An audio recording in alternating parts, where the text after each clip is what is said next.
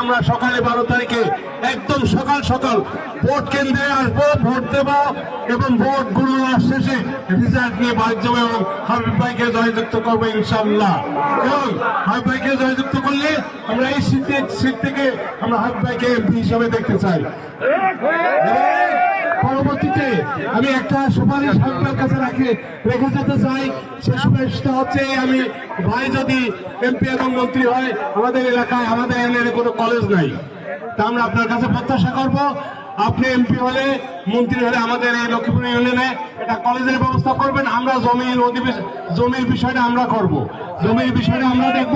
আপনি আমাদের জন্য একটা প্রত্যাশা রেখে এবং এই আশা ব্যক্ত করে আমি সকলকে ধন্যবাদ দিয়ে সবার সুখ শান্তি কামনা করে শেষ করছি। আল্লাহ হাফেজ। আসসালামু আলাইকুম ওয়া রাহমাতুল্লাহ। ধন্যবাদ। আজকের সভা সমাপ্ত হয়েছে। আপনারা সবাই যারা গাড়ি নিয়ে আসেন, গাড়িগুলো নিয়ে